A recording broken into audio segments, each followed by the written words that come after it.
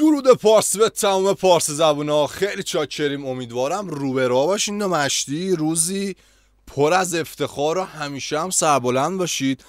رو یا نه امروز حالت چطوره؟ برقراری؟ اصلی نگاه کن، حالی دلت خوبه؟ در کل که امیدوارم حال دل همگیمون خوب باشه، از جمله توی خوشگل.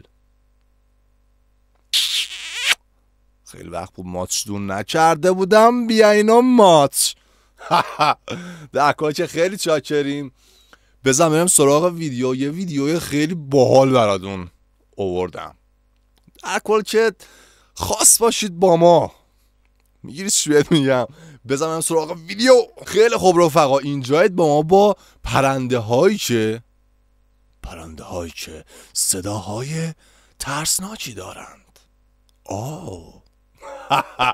لایک و سابسکرایب یادتون نره. به اندازه مرام دونم کامنت بذارید هر چقدر مرام داری، و اینکه اون زنگوله رم بذار رو آل که هر موقع ویدیو میذارم تو اولین نفری باشی که میبینی. خیلی چاکریم. آره بزن بریم سراغ ویدیو. برو بری. آره من همیشه اینجوری میکنم. اولیش فریادکش شاخدار که عکسش الان میاد این بالا، اینجا میاد.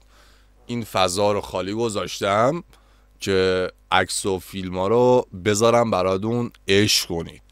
آره خلاصه فریادکش شاخدار جز تنابدارانه، ببخشید، تو راسته قازسانان، ولی خدایش یه صدای خفن خوفی داره. صدا رو بشنو. باحال. ببین اینجور چیزا برای من یه چیز باحالیه. یه چیزی بگم از کلا خیلی حال میده. هم ترسناکه. ببین اینا رو باید موقع شب صداهاشون رو گوش کنی، وقتی که تو طبیعتی یا مثلا تو حیات خونه دو مثلا داری از اینا، تو خیال خودت مثلا داری میری یواش تو حال و هوا خود یهو این صدا کنه. خیلی باحاله. صدا رو شنفتی؟ آره حال کردی؟ صدا خفنی داشت نه؟ حالا بزن بریم سراغ بعدی. پرنده بعدی جزء باحالاست. کوچولوه، در حد یه مرغ خونگیه، یه مرغ اهلی. کیوی بومی انحصاری نیوزلنده. اندازشون راسی مرغ اهلیه. بزرگترین تخم تو بدن خودش تو بین پرنده ها داره که عکسشو براتون میذارم. ببین از کلی هیکلیش این تخم گرفته یه جورایی. ولی خب یه دی ان ای هم از تیرکس داره. یه دی ان ای داره در کل از تیرکس داره، و جد مشترکی هم بین کاسواری، حالا نمیدونم چیه، تحقیقم نکردم حقیقتا نمیدونم چیه، و شترمرغ استرالیایی داره. حدود 40 میلیون سال پیشم این قدمت داره. این موجود خیلی کوچولو ولی صدای ترسناکی داره. این صدا رو گوش کن.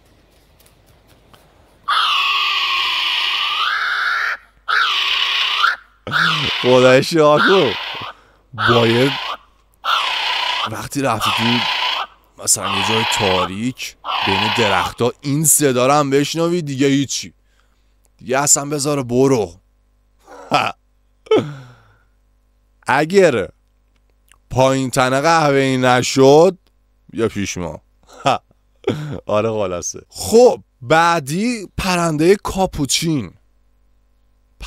کاپوچین و عکسشو میاد این بالا. ببین همه فکر میکنن مثلا سرشو جدا کردن خب و یه سری گذاشتن، ولی نه، این کله خودشه. در کل این پرنده رو میتونین تو جنگل‌های مرطوب شمال شرقی آمریکای جنوبی پیدا کنین. طول این پرنده بین 6 اینچه وزنشون تا 420 گرم میرسه، ولی صدای خیلی باحالی داره. گوش کن.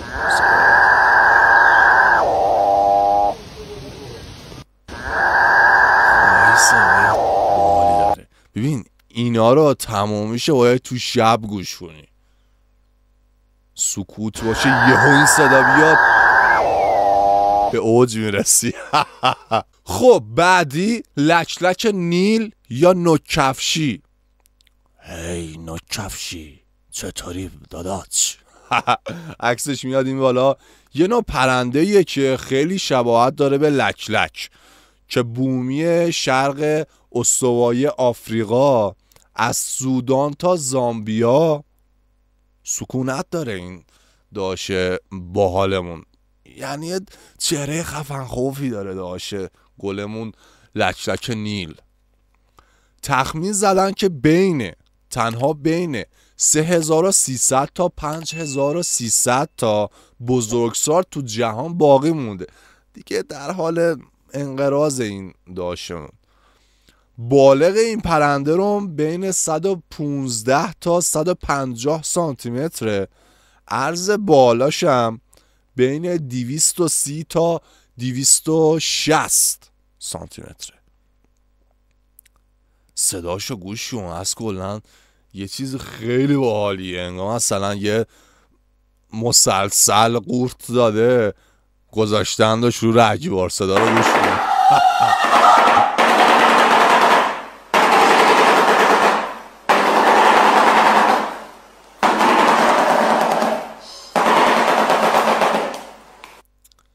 صدا رو گوش کردی؟ باحال بود نه؟ حالا مسلسل قورت داده بود یا نه؟ نظرت منفیه؟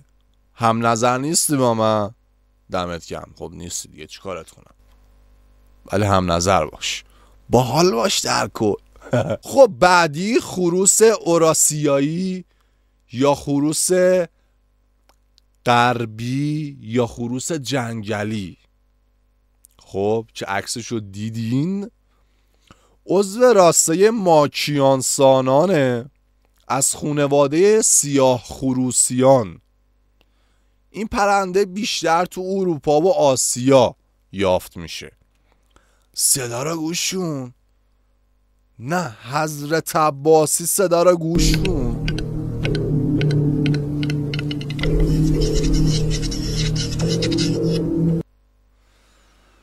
دمش گرم، صدای خفن خوفی داشت. ببین اینا رو همه رو باید تو شب گوش کنی، اون موقعی که تنهایی، اونجاست که خیلی باحاله. بعدی زنگ مرغ سفید، از خانواده گوهرمرغانه، صدای بین 125 × 4 دسیبل. خدایی خیلی صدا بالایی داره.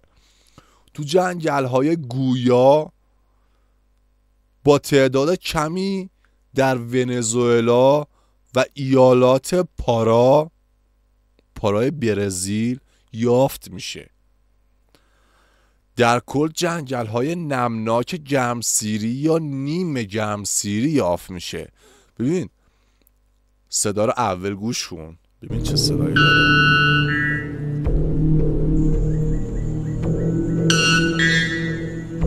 صدا رو گوش کردی؟ خب ببین میگن این صدا توانایی کردنم داره. داداش گلم 125 × 4 دسیبله. خب معلومه کر میکنه. کرمو نکنی جیگر خوشگل، مات کردنی، یه سر پیش ما بیا. آره خلاصه یه همچی چیزایی. خیلی خوب رفقا، این بود پرنده هایی با صداهای خفن و ترسناک. دیگه چی داری پیش ما؟ دیگه چی میخوای از ما؟ ها بله، اگه حال کردی با من، حال کردی با اطلاعات، با هر کدوم این پرنده حال کردی، اول کامنتشون کنونم با کدوماش حال کردی، کدوماش میتونه تو شب وقتی تنهایی پایین تنه قهوه‌ای کنه. خب بنویس برام. آره دیگه بنویس. بعد شما اگه حال کردی با من، یه سابسکرایب بزن، یه لایک هم بکود. دیگه به هر حال به ما یه انرژی بده دیگه. ما هم تنها امیدیم و همینه. تا ویدیوی بعدی، بدرود پارسی.